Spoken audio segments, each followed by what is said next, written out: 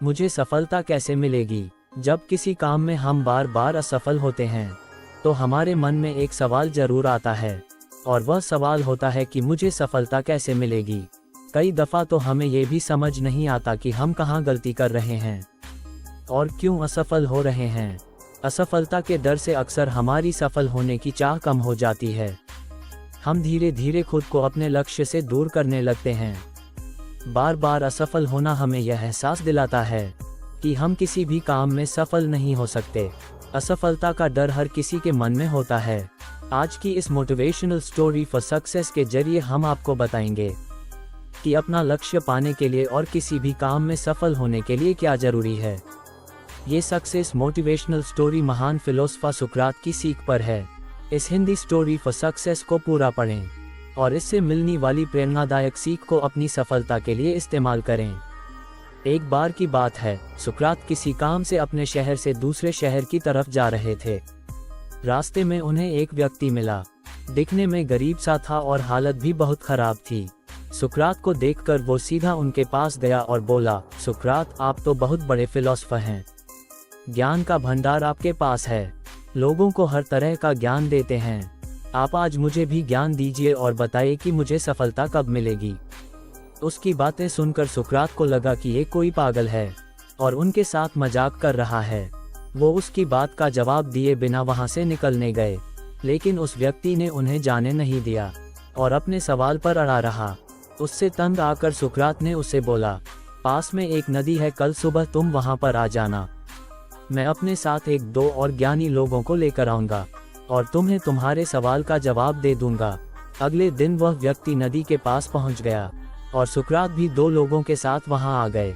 सुकरात ने उस व्यक्ति से कहा, चलो नदी में उतरकर इसकी गहराई नापते हैं और वहीं मैं तुम्हारे सवाल का जवाब दे दूंगा।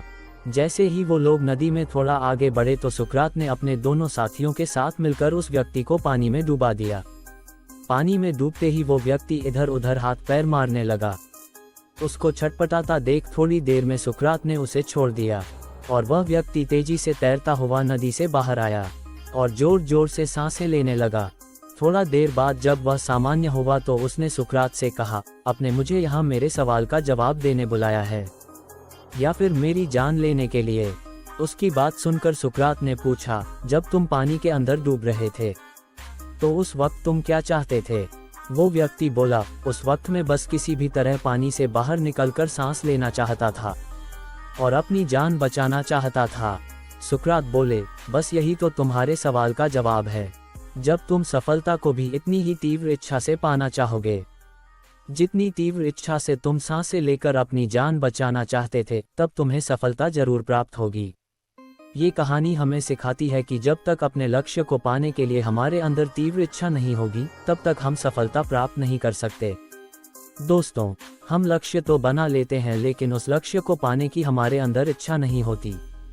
हमारे मन में ये होता है कि ये मिल गया तो ठीक, नहीं मिला तो भी क्या करना, कुछ और देख लेंगे। बस जब तक हमारी सोच ऐसी होगी तब तक हम किसी भी काम में सफलता नहीं पा सकते।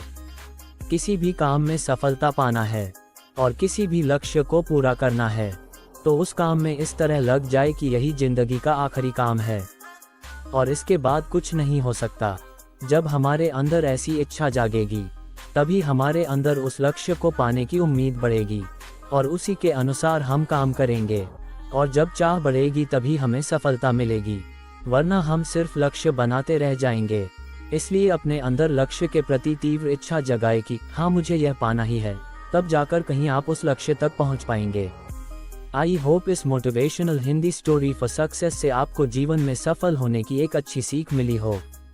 ऐसी और भी मोटिवेशनल स्टोरीज फॉर सक्सेस पढ़ने के लिए इस ब्लॉग से जुड़े रहें।